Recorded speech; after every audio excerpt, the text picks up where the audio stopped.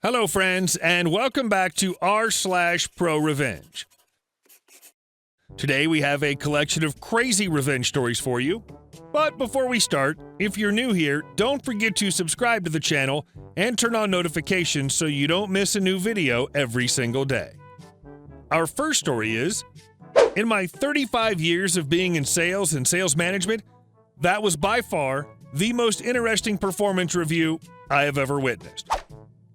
I was working with a B2B sales company. We sold services to companies, basically, and this company had managed to hire the most incompetent, lazy, and jealous sales manager I've ever come across. We were a team of 5 salespeople and a sales manager. All 5 of us salespeople hated our sales manager for various reasons, but we liked her personally. I was the top salesperson on the team, sitting at 170% of my yearly objective, and was well on my way to President's Club. This is largely because I was the only salesperson on the team with real sales experience, and the sales manager was too incompetent to train a team. So my VP came down for our yearly performance reviews, and I was called in first. It was my VP, Mrs. B, that's short for, well, you know what.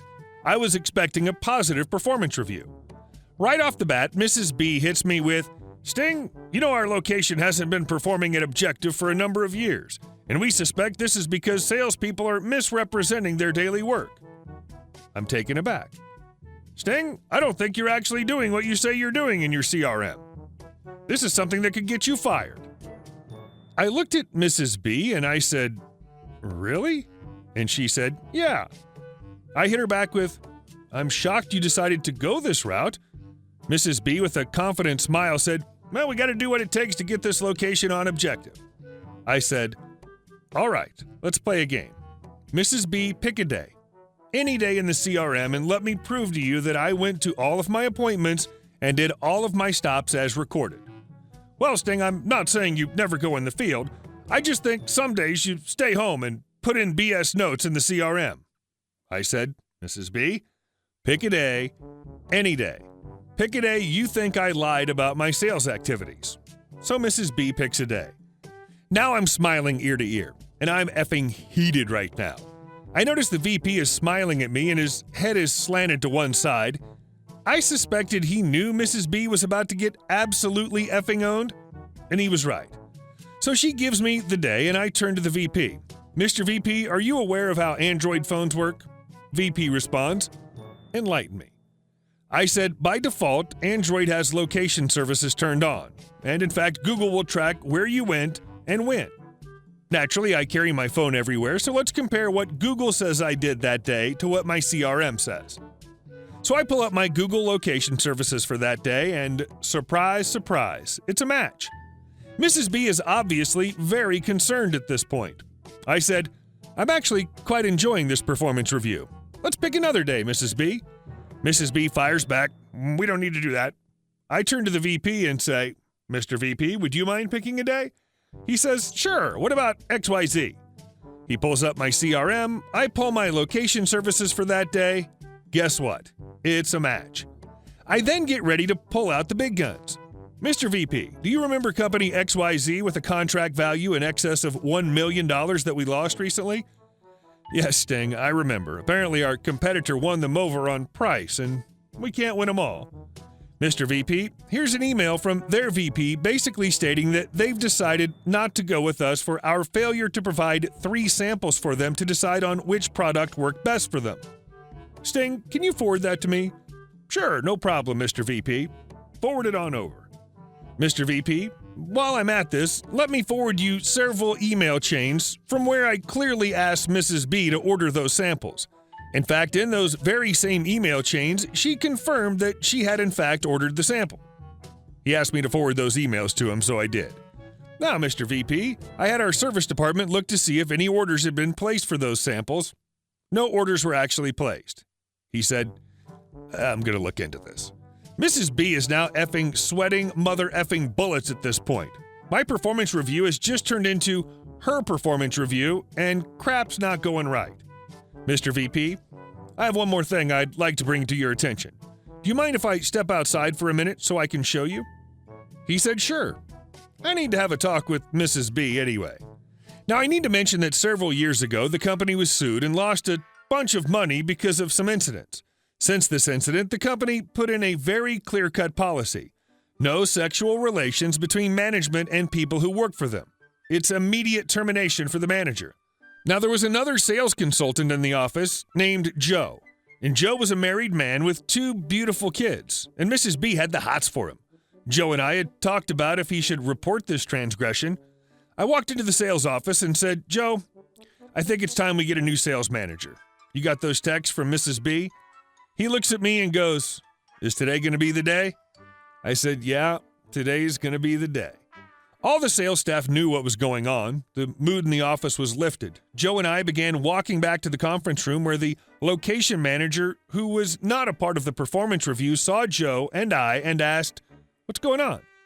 Joe said, "You're going to need to hire a new sales manager soon." Location manager was confused. He said he's coming into the meeting, and we said fine. I knocked on the door. Mr. VP said, "Come on in," so I did. There we stood, Joe, myself, and the location manager. Mrs. B knew exactly what was about to happen. We all took our seats, and I asked the VP, "Mr. VP, I just want to clarify a company policy." "Sure." "Is it true that if a manager tried to engage in a sexual relationship with a direct report that it's immediate termination for that manager?" Mr. VP sits up straight, takes a moment, and goes, "Yes, if something like that came to my attention, my hands would be tied.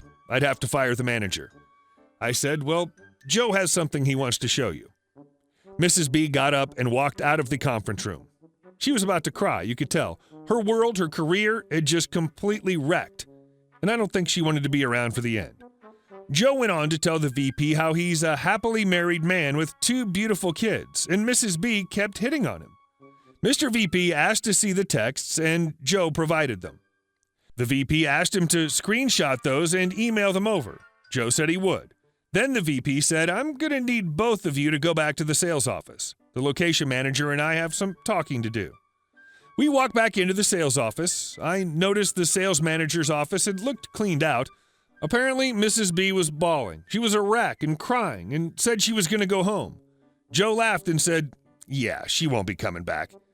It was about 20 or 25 minutes later when the VP came into the sales office and asked me to come to the conference room again.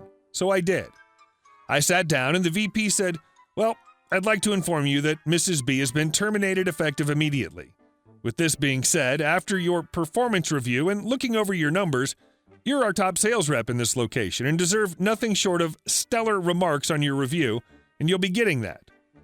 "Thank you," I said. "I do have one question." He said, "Sure, anything."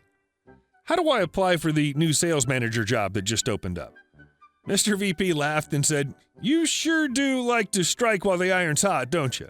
I said, "I do." He said he'd let the location manager know and I'd be able to put in my application. I thanked him and he said, "No, thank you. In my 35 years of being in sales and sales management, that was by far the most interesting performance review I've ever witnessed." I didn't end up getting promoted. I ended up quitting shortly after this. Because they decided to not promote me and instead hired a guy with no sales experience to be our sales manager, and this rubbed me the wrong way. Also, our service department sucked and couldn't deliver on what I was selling, and another company offered me more money. And our next story. Got a foreign exchange student sent home to their own country for relentlessly bullying my sister. My sister was bullied relentlessly in high school for something she had literally zero control over, a certain part of her anatomy.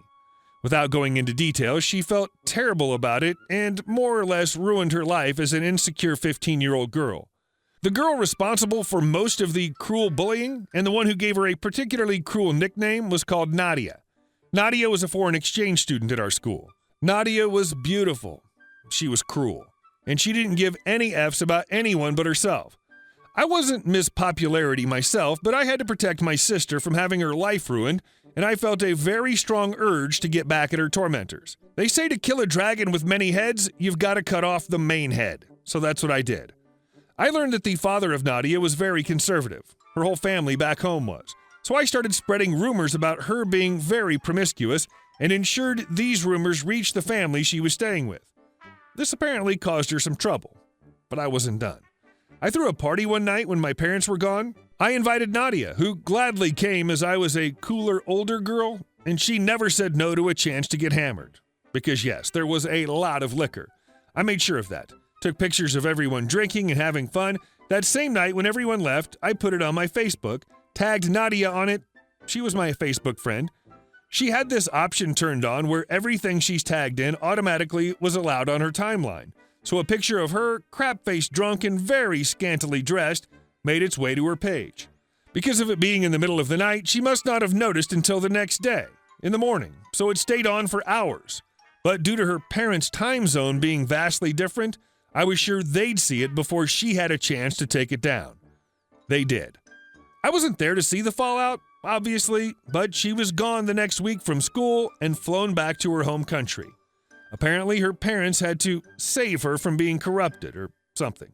So she was gone, and my sister was safe from ridicule as word of my involvement spread, and let's just say people didn't really want to mess with her after seeing how far I was willing to go to protect my little sister. Hey guys, thank you all for watching the video to the end, and I'll see you in the next one.